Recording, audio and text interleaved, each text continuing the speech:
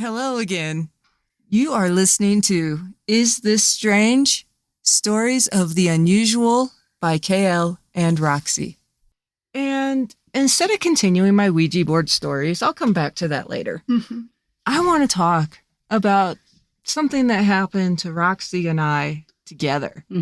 Because we have so many ghost stories. And this is going to be another one that is going to be in multiple parts. Like Roxy's ghost story, but this is our ghost story. One of many. Yeah. We lived for a short time, about 3 years. Yep. We lived in Pennsylvania. Right. And we lived in this awesome old house. It was so old that they could only date it back to 1900. Right. Literally 1900, because that's as far back as the records would go. But they had pictures, a guy standing on a porch with his family, and he was still dressed in Civil War gear. He was a Union. Yeah, he was a Union soldier. And you have to realize where we lived in Pennsylvania was right on the Mason-Dixon line and was part of the Underground Railroad. Yes. I mean, I could literally ride down a trail and stand on the Mason-Dixon line and put one foot on one side and one foot on the other. Right. So this was a very historical area itself, but the house was awesome. Old. And old, yeah. It still had the old, what do you call it? Not a septic, but it had a field. A cesspool. Yeah, with a concrete top on it. Yeah. Now, as a background story, let's explain this. I was working in Baltimore. Yes. And we had rented this house, and we had decided we really wanted to buy it. We were going to buy it. We were going to buy it up until you got injured and had to have surgery. And then we had to go back to North Carolina for a while. So, but this house, it was 2 stories plus a basement. And it was on a hill, and you could walk out of the basement. And let me say, for once, basement not creepy. Yeah. It was actually a really nice basement. Except for the one corner that wasn't finished. There was one corner that was kind of creepy, but the rest of it was really nice because you could go down there and like walk out into daylight. Yeah. So it was built into a hill. Yes, and that was part of the storyline. Is it was on 6 acres on a hill, and it was property on both sides of this tiny little road, and it had ancient old oak trees that are like. And black walnut. And black walnut that were like probably, if you spread your hands out, it would be like you could hold it, hug it, and you couldn't even get wide. I mean, they were huge. And there was just farmland past our woods. There was no other houses anywhere near us except for and then we were, maybe a 1/10 of a mile or less from the railroad, which was now a rail trail. So Kale loved this thing because she would just pop right off, go right to the rail trail and just ride either farther north up to York or all the way down to Baltimore. Yep. It was a huge rail trail, and it's the rail trail that after... Well, it was the railroad. It was back when it was a railroad. It was where they took Lincoln in repose after he died, and they took him up along the railroad there. Yep. But neat old house. Nothing was straight. The floors were kind of cockeyed. There was weird little cutouts along the walls with little tiny doors that you could open, little fairy doors, and there would be hidden and there was things. Like built-in cabinets. You would pull down a little piece of wood, and inside of the wall there would be like this whole cabinet. Yep. Now what we found out later and figured out is that this had been an old telegraph office. It was, because on the porch there was a window that would open up, and right there was a little fold-down desk with the cubbies and the whole 9 yards. And if you went along, it had like this really flat area right behind the house up on top of a hill, and if you walked down that, you would find old telegraph poles things, just telegraph things, knocked down telegraph poles, the little wires, the glass things. I forgot what they were called, but it was definitely set up as a telegraph place next to the. What I can say, and I don't know if we ever like came into a bunch of money, that might be the one place I would consider leaving the West for, is to go and go back to that house. I would buy it because it had a natural spring that came right out of the spring house. Yeah, it was. And it was so pretty it awesome. was a really nice. It was just a really nice place, and it felt welcoming. I mean, the minute you walked in there, the minute I walked in, it felt welcoming.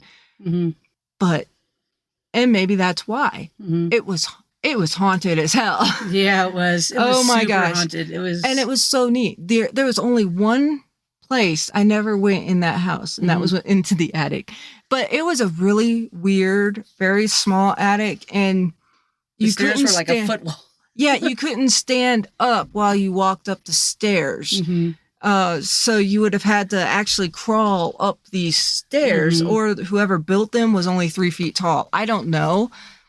So I never went up to the attic. I don't know if it was that I was scared of going up to the attic or just that at my height, I could not go up to the attic. But we did have one room in the house that nobody wanted to go into. The cats wouldn't go into it. The dog wouldn't go into it. Nobody wanted to go into this room. And it was literally right next to the master bedroom. I mean, and there was never any issues about sleeping in the master bedroom. Yeah. But nobody wanted to go into the room that was right next to it. Right. Which is weird because it looked like an addition that they added to the original tiny little house that it originally had been. They had built an addition onto the back of it to put a bathroom, and then the laundry room downstairs, bathroom upstairs, and then a giant closet room. It wasn't that huge, that was above the kitchen, because the original house was just this really thin one single living room space, and then upstairs the stairs with an open area, and then an office which became a bedroom. And it was not a very huge house. It was very tiny. It was. And it had, the floors had been redone because it used to have a giant wood or coal stove in the basement that came straight up through the living room and up into the upstairs. It was a very strange built house. But knowing that it was a telegraph station makes sense because it wasn't designed to be a house. It was just designed for people to send messages to people. Yeah. And it made a lot of sense considering that there was a train station like right there. Right. And that's where the railroad ran by. So it made a lot of sense that you would have a telegraph office near there. Right. And we were maybe, 2 miles north of the Mason-Dixon line? I think maybe 3 at the most. Let's see. Hold on. I'm trying to remember when I did my mileage. It was literally about 5 miles. Okay. It was actually almost exactly 5 miles. And this is where the Underground Railroad traveled as well. Yes. Oh, yeah, very much so. It had a very huge history that way. So, needless to say, it was very haunted, and it started immediately. Like, even as we were doing the walkthrough with the guy at the house, it was already starting. I don't think he ever noticed. No. I don't know if he was a null or closed off or whatever. He was kind of uptight. So I don't think he ever noticed it, but I did. The minute we were walking up the stairs and I was like, hey, do you smell that? And he would smell pipe tobacco. This house hadn't been inhabited for quite a while. And it smelled fresh and clean. You could tell some cleaners had come through and done their thing. And yet there was always one particular spot on the stairs where I would smell pipe tobacco, not a cigar or anything like that. This smelled sweet. This was like sweet pipe tobacco. It wasn't offensive or anything. And it was always kind of like right there on the staircase. It would go at the corner of a staircase and then up. And the telegraph station was under the staircase. Yes, the telegraph station was under the staircase. So it started almost immediately. I mean, seriously, walking into the house, it felt like it was hugging you. It really did. It felt like it was welcoming you home, but not in a creepy way, like it wasn't ever going to let you leave, because we did. Right. Yeah. And I think that's probably been one of the saddest things we've done, was have to give up that house. But, things happen. Yeah. Yeah, if I hadn't hurt my back and ended up... I know. We probably would have ended up buying it and living in Pennsylvania right now instead. So possibly, yeah. You just don't know where life takes you. You don't. Because instead now we live out west and there's no humidity. But we will be telling more about this house.